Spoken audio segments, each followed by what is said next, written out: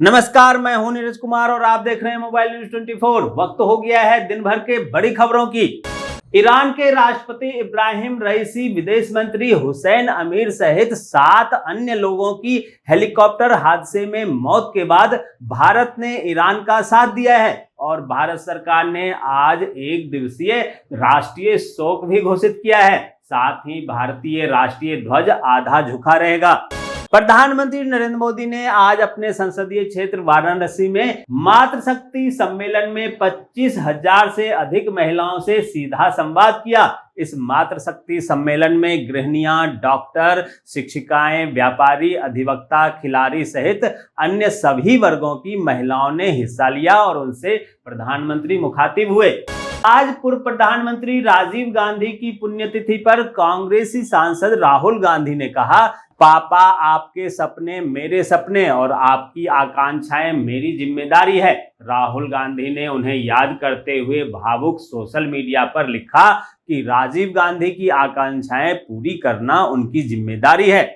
Philippines के साथ समुद्री सहयोग बढ़ाने के उद्देश्य से भारत ने चीन के पड़ोसी देश फिलीपींस के साथ समुद्री सहयोग बढ़ाने के उद्देश्य से भारतीय नौसेना के 3 जहाज रविवार को मनीला पहुंची, जहां नौसेना के जहाजों की यात्रा दक्षिण चीन सागर में भारतीय नौसेना के पूर्वी बेड़े की परिचालन तैनाती का बड़ा हिस्सा है, जिससे चीन की परेशानी बढ़ सकती है।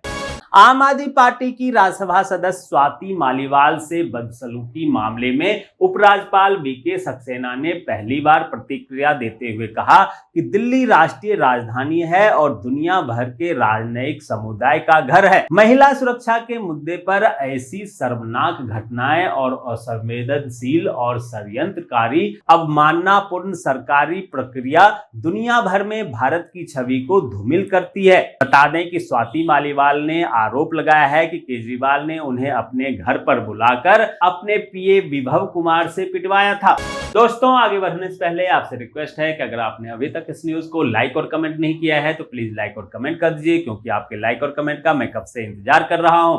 चुनावी रणनीतिकार और जनसुराज के संस्थापक प्रशांत किशोर ने चुनाव लड़ने का ऐलान कर दिया है, जहां उन्होंने ऐलान करते हुए कहा कि बिहार में 2025 के विधानसभा चुनाव में उनकी पार्टी चुनाव लड़ेगी। आंध्र प्रदेश पुलिस ने खुलासा किया है कि बंदरगाह शहर और उसके आसपास के 150 युवा 1 साल से कंबोडिया में फंसे हुए हैं, जहां उन्हें चीनी संचालकों द्वारा साइबर अपराध और पूंजी घोटाले को अंजाम देने के लिए मजबूर किया जा रहा है। बता दें कि 18 मई को विजांग पुलिस ने 3 लोगों को गिरफ्तार किया था, जिसके बाद ये खुलासा हुआ।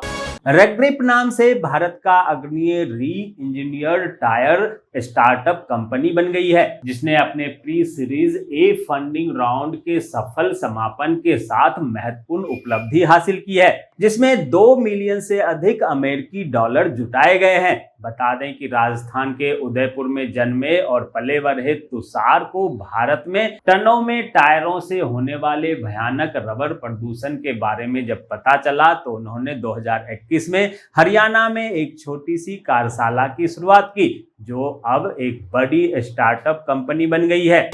लोकसभा चुनाव 2024 के बीच बीजेपी ने पूर्वांचल में गहरी पैठ रखने वाले बीएसपी और मायावती के बेहद करीबी पूर्व आईपीएस अधिकारी प्रेम प्रकाश को पार्टी की सदस्यता दिलाकर बसपा को तगड़ा झटका दिया है। प्रेम प्रकाश वही आईपीएस अधिकारी हैं जिन्होंने पूर्वांचल के बाहुबली मुख्तार अंसारी को बांदा जेल लेकर गए थे। बिहार की सारण लोकसभा सीट पर हुए 5वें चरण के मतदान के बाद 2 पक्षों में गोली चलने की खबरों ने पूरे देश में हंगामा खड़ा कर दिया है। इस गोलीकांड में 1 लोग की मौत हो गई थी और 2 लोग गोली लगने से घायल हो गए हैं। इस सीट से लालू प्रसाद यादव की बेटी रोहिणी आचार चुनाव लड़ रही है। वहीं इस मामले में 2 लोगों को गिरफ्तार किया गया है और 2 दिनों के लिए इंटरनेट सेवा बंद कर दिया गया है। दिल्ली के मुख्यमंत्री अरविंद केजरीवाल ने बीजेपी और गृह मंत्री अमित शाह पर निशाना साधा, इसके अलावा उन्होंने उत्तर प्रदेश के सीएम योगी आदित्यनाथ पर भी टिप्पणी की। अरविंद केजरीवाल ने कहा कि योगी जी दिल्ली आए थे और उन्होंने मुझे बहुत गालियां दी, लेकिन मैं उन्हें कहना चाहता हूं कि उनके लिए असली दुश्मन बीजेपी में ही है। अरविंद केजरीवाल ने दावा करते हुए कहा कि प्रधानमंत्री नरेंद्र मोदी और अमित शाह योगी आदित्यनाथ को उत्तर प्रदेश के मुख्यमंत्री पद से हटाना चाहते हैं। चंडीगढ़ पंजाब का है, इस बारे में कोई समझौता या विवाद नहीं होना चाहिए, ये बात पंजाब बीजेपी के प्रदेश अध्यक्ष सुनील जाखड़ ने कही। उन्होंने अपनी प्रतिक्रिया देते हुए चंडीगढ़ से कांग्रेस प्रत्याशी मनीष तिवारी के सिटी स्टेट बनाने की घोषणा के बाद कही। उन्होंने कहा कि ये वादा करके मनीष तिवारी ने पंजाब के दावे को कमजोर करने का प्रयास किया है।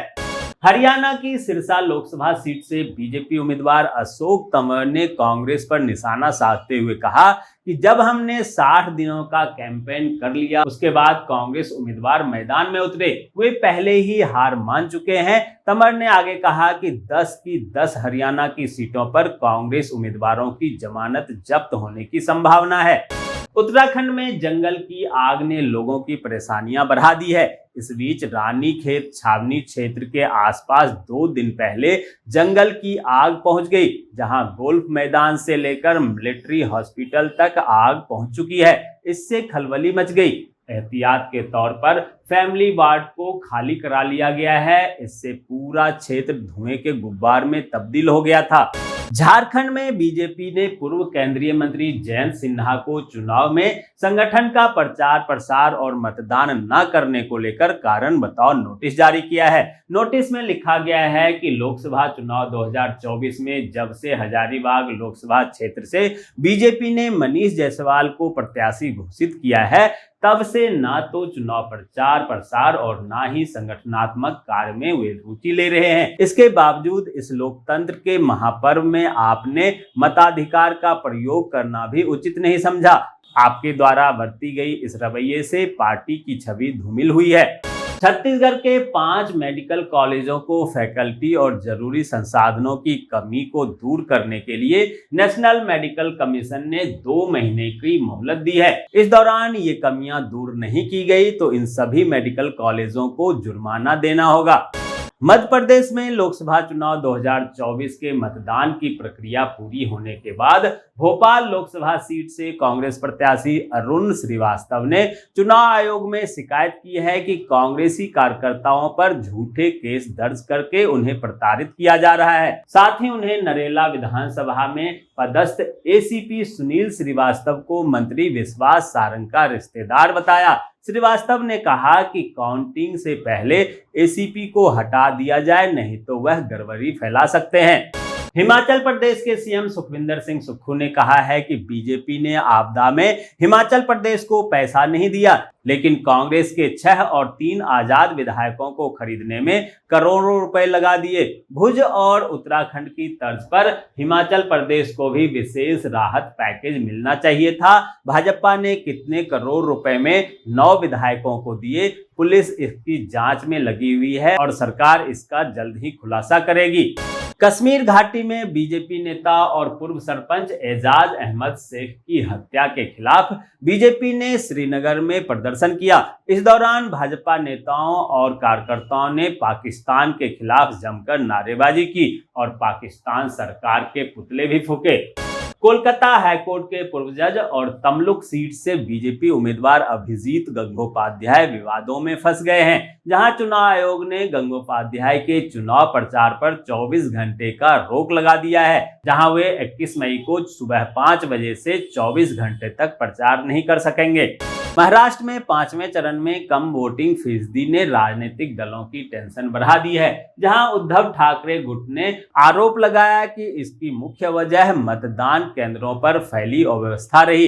इन आरोपों के बाद महाराष्ट्र के मुख्यमंत्री एकनाथ शिंदे ने कहा कि हमने जांच के आदेश दिए हैं। सीएम ने मुख्य सचिव नितिन करीर को मुंबई और एमएमआर मतदान के दिन कुप्रबंधन की उच्च स्तरीय जांच कराने के निर्देश दिए हैं। गुजरात पुलिस के आतंक निरोधी दस्ते ने प्रतिबंधित संगठन इस्लामिक स्टेट आईएस से संबंध रखने के आरोप में 4 श्रीलंकाई नागरिकों को गिरफ्तार किया। पुलिस के मुताबिक श्रीलंका के ये नागरिक कथित तौर पर भारत में आतंकी गतिविधियों को अंजाम देने के मिशन पर थे। राजस्थान माध्यमिक शिक्षा बोर्ड ने सोमवार को 12वीं कक्षा की परिणाम जारी कर दिए। इस दौरान विज्ञान, वाणिज्य और कला परीक्षा परिणाम एक साथ जारी किया गया, जहां माध्यमिक शिक्षा बोर्ड से मिली जानकारी के अनुसार वाणिज्यिक संकाय में 98.95% और कला संकाय में 96.18%, जबकि विज्ञान संकाय में 97.73% सफल रहे। बालों को अलग अलग कलरों में हाईलाइट करना महिलाओं से लेकर पुरुषों के लिए बेहद आम बात हो गई है। ज्यादातर लोग अपने मूड के हिसाब से अपने बालों का कलर बदलते रहते हैं, लेकिन क्या आपको पता है कि बालों का कलर बदलते रहने से ये बहुत ही खतरनाक हो सकता है। जी हाँ, हाइलाइटिंग प्रोसेस में इस्तेमाल किए जाने वाले केमिकल बालों को कमजोर कर सकते हैं, जिससे बाल झड़ सकते हैं। लगातार बाल झड़ने जैसी प्रॉब्लम होने से गंजेपन के भी शिकार हो सकते हैं, इसलिए बेवजह बालों का कलर ना बदलें। बीएसएफ की ओर से ग्रुप बी एवं ग्रुप सी के तहत आने वाले विभिन्न पदों पर भर्ती निकली है। उम्मीदवार 17 जून तक ऑफिशियल वेबसाइट recruit.bsf.gov.in पर जाकर फॉर्म भर सकते हैं। दोस्तों, मैं देख पा रहा हूं कि आप में से बहुत सारे लोगों ने न्यूज को लाइक किया है और कमेंट भी किया है, लेकिन अभी भी कुछ लोग बाकी हैं जिन्होंने न्यूज को लाइक और कमेंट नहीं किया है। उनसे भी आग्रह है कि प्लीज प्लीज प्लीज वे भी न्यूज को लाइक कर दें, कमेंट कर दें, साथ में शेयर भी कर दें। तो ये थी दिन भर की बड़ी खबरें। ऐसे ही खबरों से अपडेट रहने के लिए चैनल को सब्सक्राइब कीजिए, नोटिफिकेशन बेल को दबाइए, वीडियो को लाइक कीजिए और ज्यादा से ज्यादा शेयर कीजिए, ताकि आप और आपके जानने वाले रह सकें देश और दुनिया के तमाम खबरों से अपडेट।